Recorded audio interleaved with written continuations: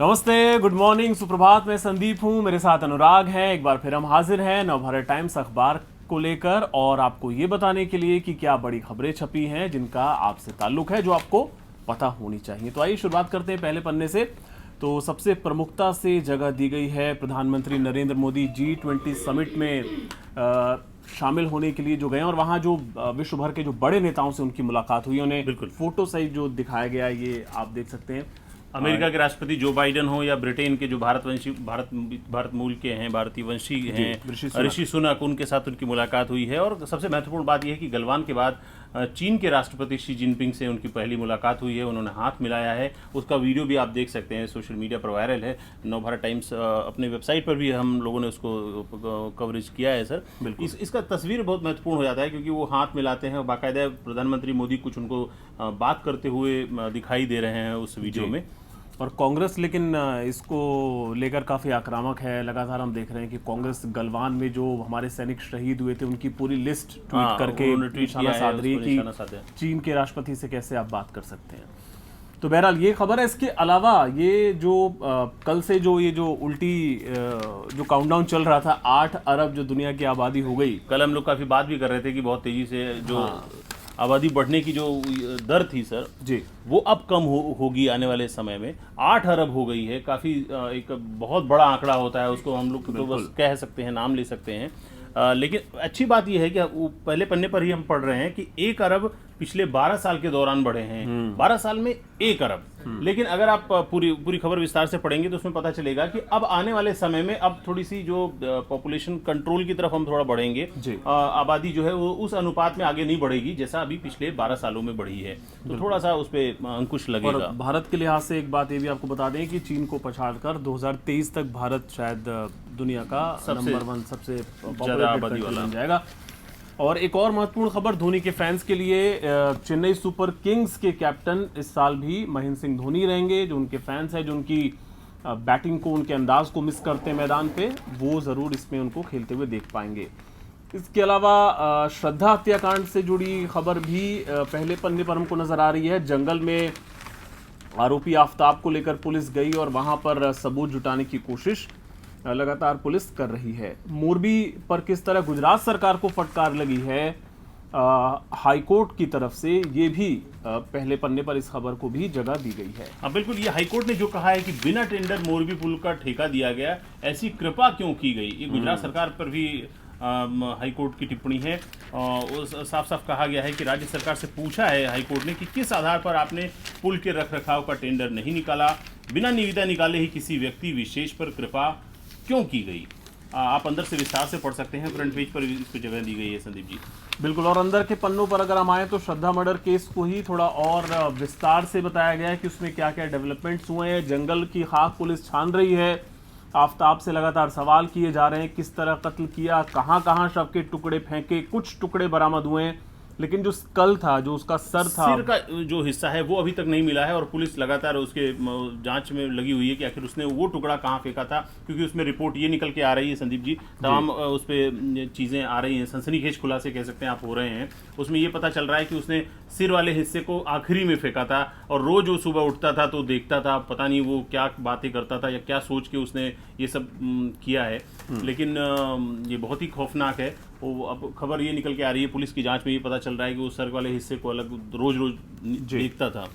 बिल्कुल। और एक ये भी पहलू कि जो शव की हड्डी के जो टुकड़े हैं उनसे पहचान की जाएगी कि ये भी तो पुष्ट कर लें। अभी थ्योरी ये चल रही है, ये बताया जा रहा है, लेकिन पुष्टि तो हो जाए कि वाकई श्रद्धा का ही वो शव था, उसका ही कत्ल हुआ। ये महत्वपूर्ण हो जाता है क्योंकि अभी हम जो बता रहा है आफ्ताब, वही उसी के आधार पर पुलिस से मान के चल रही है। लेकिन अभी पुष्टि नहीं हो पाई है कि श्रद्धा, क्योंकि वो तभी होगा जब शव की शिनाख्त हो जाएगी कि हाँ ये डीएनए टेस्ट या जो भी टेस्ट होगा उसमें ये पता चल जाएगा कि ये श्रद्धा का ही शव है। बिल्कुल। और एक और ये पूरे पन्ने पे दरअसल इसी हत्याकांड से जुड़ी सारी खबरें। इसमें एक जो दिलचस्प बात वो ये कि जिस फ्रिज में उसने टुकड़े रखे थे श्रद्धा के शव के, उसे बिना मोल भाव के 25,000 रुपये में वो खरीद कर लाया था।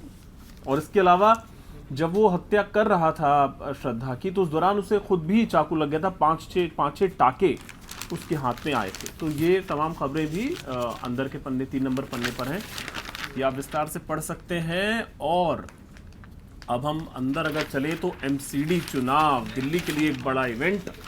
एक कल भी हमने आपको बताया था किस तरह पूरे वार्ड वाइज कहाँ पे क्या क्या कितने कितने वोटर्स प्रत्याशी तमाम उनकी पूरा एमसीडी महाभारत के नाम से पूरा पेज आप पढ़ सकते हैं एमसीडी चुनाव को लेकर। बिल्कुल। दिल्ली की स्पेशल कवरेज है। तो ये इसके अलग अलग पहलू हैं, राजनीतिक पहलू, उसके बहुत विस्तार में हम नहीं जाएंगे, ये आप पढ़ सकते हैं। इसके अलावा और क्या खास है अनुराग जी आपके पास? बिल्कुल मेरे पास है। सबसे अच्छी बात यह है कि अब थोड़ी सी हवा जो है वो आबो हवा दिल्ली की सुधर गई है। आप 1 महीने के बाद साफ हवा में सांस ले रहे हैं। एयर क्वालिटी इंडेक्स आपने पिछले 1 महीने में काफ़ी कुछ सुन रखा होगा। 500 के आसपास पहुंच गया था एक समय, लेकिन इस समय 200 के आसपास चल रहा है। आज भी प्रदूषण कम रहने की उम्मीद है।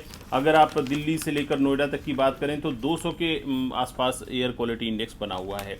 एक और महत्वपूर्ण खबर 5 नंबर के पेज पे है, इसकी बात कर लेते हैं। डॉक्टर चला रहा था कैंसर की नकली दवा का कारोबार। ये बहुत ही खौफनाक खतरनाक हो जाता है ऐसे समय में जब हम लोग डॉक्टर के पास इलाज कराने के लिए जाते हैं और वही फर्जीवाड़ा कर रहा है और वही कैंसर की नकली दवा का कारोबार चला रहा है सिर्फ पैसों के लिए। पूरे गैंग का भंडाफोड़ हुआ है। 7 आरोपी पकड़े गए हैं। चीन, बांग्लादेश और नेपाल में थी सप्लाई, ये पता चल रहा है। और भी इस पे तमाम खुलासे होंगे, वो आप आगे पढ़ते रहेंगे।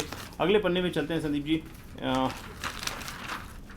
यहाँ आगे दिल्ली कैंट बोर्ड एरिया में अब तक प्रॉपर्टी टैक्स 100% तक, इस तरह की दिल्ली शहर से जुड़ी कुछ क्राइम और इस तरह की खबरें हैं, क्राइम की खबरें हैं। आगे अगर आइए तो ये एक महत्वपूर्ण बांके बिहारी मंदिर वाली खबर है। लोग जाते हैं कोरोना काल के बाद। अब आप बांके बिहारी मंदिर में 11 घंटे दर्शन हो सकेंगे अगर आप जाना चाहें वहां। आजमगढ़ की एक दर्दनाक खबर। आजमगढ़ के अहरौला थाना क्षेत्र में पश्चिम पट्टी गांव के गौरी का पूरा इलाका है, जहां पे मंगलवार की सुबह 22 साल की एक युवती का टुकड़ों में बटा शव मिला है। ये जब हम लोग पढ़ रहे हैं तो उस समय दिल्ली की चर्चा काफी हो रही है। तो ऐसे में आजमगढ़ की बात है। 5 टुकड़ों में शरीर बॉडी को काट कर फेंका गया था और पुलिस जांच कर रही है। इसमें आगे की चीजें पता चलेंगी धीरे धीरे।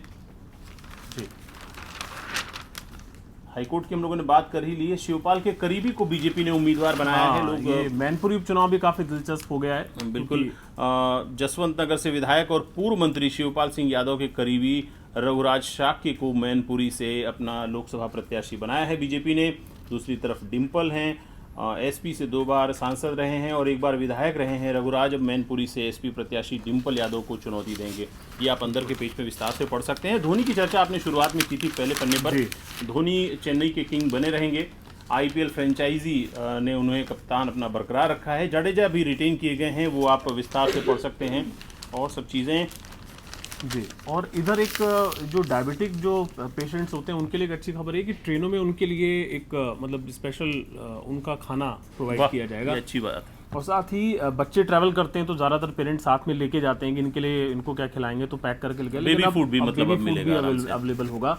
तो ये एक अक्सर हम लोग बेबी फूड को लेकर सुनते भी रहते हैं कि लोगों ने ट्वीट किए कि दूध चाहिए बच्चे को, नहीं है तो कैसे भी करके आता है, वो अवेलेबल हो जाएगा। और इसके अलावा आप देखिए कि फाइनेंशियल प्लानिंग को लेकर आप बिजनेस पेज पर देख सकते हैं जी। मंदी के समय में ऐसे अपने फाइनेंस को कैसे संभालें, कैसे निवेश करें, बैकअप योजना कैसे बनाएं, कर्ज के बोझ पर ध्यान दें।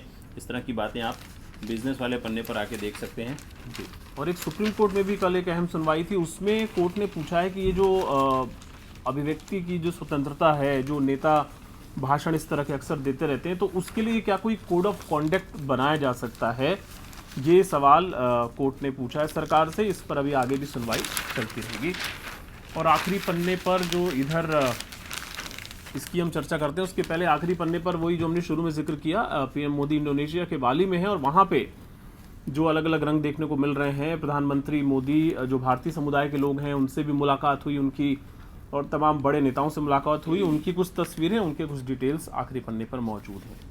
एक अहम विश्लेषण पे बात करना जरूरी है।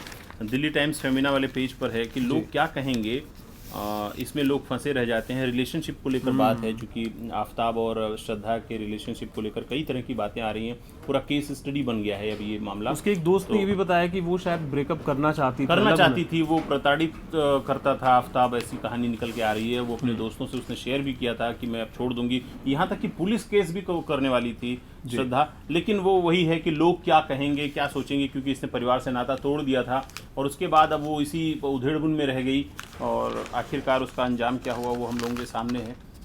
लेकिन इस पर एक विश्लेषण बहुत अच्छा है, रिलेशनशिप एक्सपर्ट हैं, साइकोलॉजिस्ट हैं इशिता मुखर्जी और गीतांजलि शर्मा, इन्होंने बड़े अच्छे से समझाया है, अलग अलग केस बता के। एक महाराष्ट्र का केस श्रद्धा का है और देहरादून का एक केस है, तो इसको लेकर आप पढ़ सकते हैं कि लोग क्या कहेंगे, इसमें आप फंसे मत रहिए। बिल्कुल, तो ये तमाम बड़ी खबरें, विश्लेषण, आपसे जुड़ी बातें कुछ नवभारत टाइम्स आज के अखबार में थी। कल फिर हाजिर होंगे। फिलहाल आज के लिए मुझे अनुराग को इजाज़त दें। नमस्ते।